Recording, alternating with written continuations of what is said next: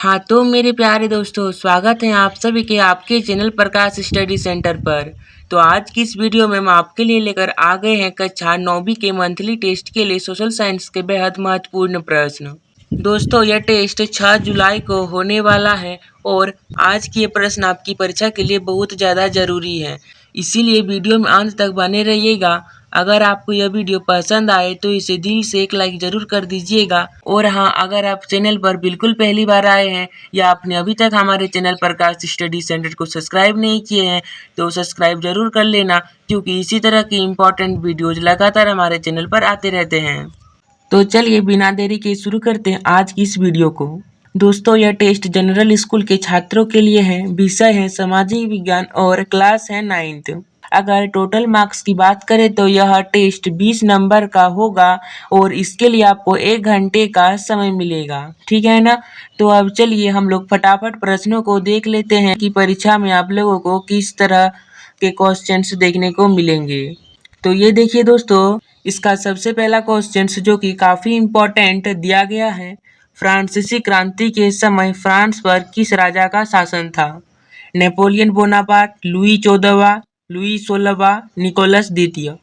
तो बच्चों फ्रांसीसी जब क्रांति हो रही थी उस समय फ्रांस का राजा था लुई 16वां, इसीलिए ऑप्शन नंबर ग सही हो जाएगा। अगला प्रश्न है, भारत का सबसे पूर्वी देशांतर कौन सा है?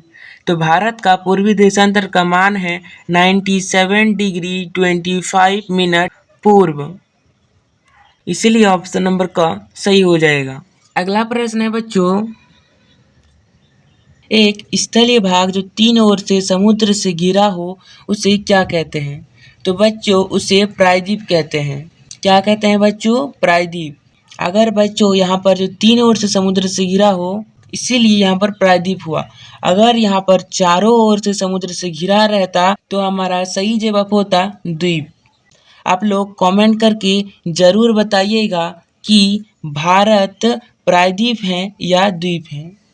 आप लोग जरूर कमेंट कीजिए कि भारत एक प्रायद्वीप है या फिर द्वीप है। मैं फिर से रिपीट कर रहा हूँ कि एक स्थलीय भाग जो 3 ओर से समुद्र से घिरा हो उसे प्रायद्वीप कहते हैं और एक स्थलीय भाग जो चारों ओर से समुद्र से घिरा हो उसे द्वीप कहते हैं। आई होप आपको क्लियर हो गया होगा। तो चलिए नेक्स्ट क्वेश्चन की ओर बढ़ते हैं। इनमें से कौन सा देश गैर लोकतांत्रिक देश का उदाहरण है जहां सैनिक तख्तापटल हुआ था? तो सही जवाब होगा बच्चों ऑप्शन ख, पाकिस्तान। अगला प्रश्न है, पालमपुर गांव के लोगों का मुख्य व्यवसाय क्या है? पशुपालन, दुकानदारी, कृषि, परिवहन।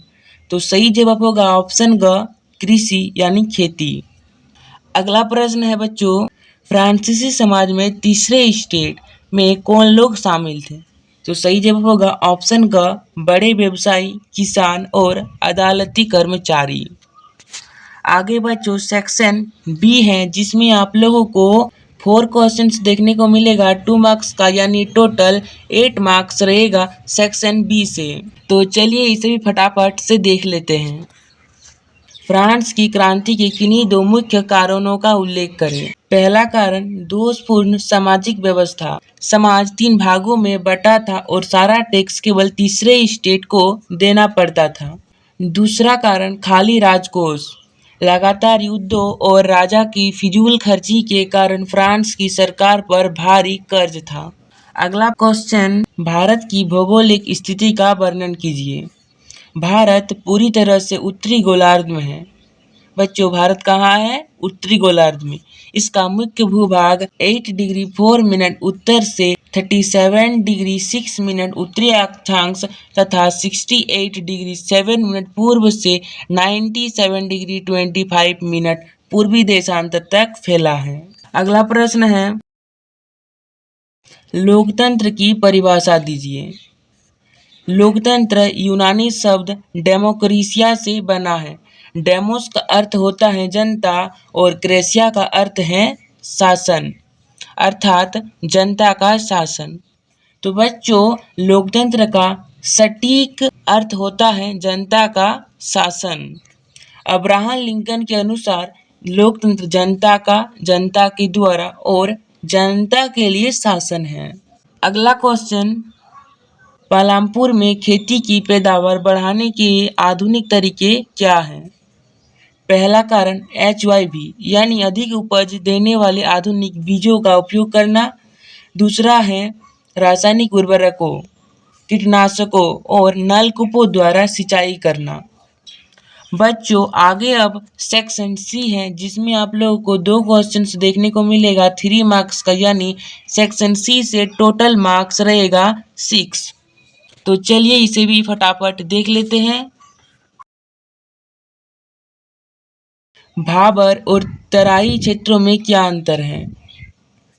भाबर क्षेत्र यह कंकड़ पत्थरों की एक पतली पट्टी होती है। यहाँ पहाड़ी नदियाँ जमीन के नीचे विलीन यानी गायब हो जाती हैं। यह कृषि के लिए सही नहीं होता है। कृषि के लिए भाबर क्षेत्र सही नहीं होता है। अगला है तराई क्षेत्र। यह महीन मिट्टी से बना समतल मैदान होता है। यहाँ नदियाँ दोबारा जमीन पर दिखाई देती हैं। यह एक नम, दलदली और उपजाऊ क्षेत्र है। तो बच्चों तराई क्षेत्र किसान के लिए अच्छा होता है, लेकिन भाबर क्षेत्र कृषि के लिए अच्छा नहीं होता है। अगला है बच्चों, पालमपुर गांव में भूमिहीन श्रमिकों को कम मजदूरी क्यों मिलती है? पहला कारण रोजगार की अनिश्चितता। उनके पास जमीन नहीं होती, इसीलिए वे दूसरों के खेतों में दिहाड़ी काम करते हैं और उन्हें साल भर काम नहीं मिलता। दूसरा कारण भारी प्रतिस्पर्धा। गांव में काम चाहने वाले मजदूरों की संख्या बहुत ज़्यादा है और काम कम है, इसीलिए मजदूर खुद ही कम पैसों में काम करने को तैयार हो जाते हैं। तो दोस्तों यहीं पर हमारा सारा प्रश्न कंप्लीट होता है। आपके टेस्ट में इसी तरह के क्वेश्चंस देखने को मिलेंगे। वीडियो पसंद आया है तो वीडियो को कर दीजिए एक लाइक। चैनल को अभी तक सब्सक्राइब नहीं किए हैं तो सब्सक्राइब जरूर कर लीजिए और बेल आइकन दबाना बिल्कुल ना भूलें। अपने दोस्तों के साथ जरूर शेयर कर दीजिए ताकि उन लोगों को भी पता चल सके एग्जाम में किस तरह के क्वेश्चंस देखने को मिलेंगे। साथ ही नोट्स, PDF, टेस्ट और एग्जाम से हर जुड़ी अपडेट सबसे पहले हमारे व्हाट्सएप और टेलीग्राम चैनल पर मिल जाएंगे। तो दोनों का लिंक डिस्क्रिप्शन बॉक्स में दे दिए हैं, आप लोग ज्वाइन हो सकते हैं। और हाँ, कमेंट करके आप लोग ज़रूर बताइए कि ये वीडियो आप लोगों को कैसा लगा। तो मिलते हैं दोस्तों जल्द ही नेक्स्ट वीडियो में, तब तक के लिए जय हिंद, जय भारत।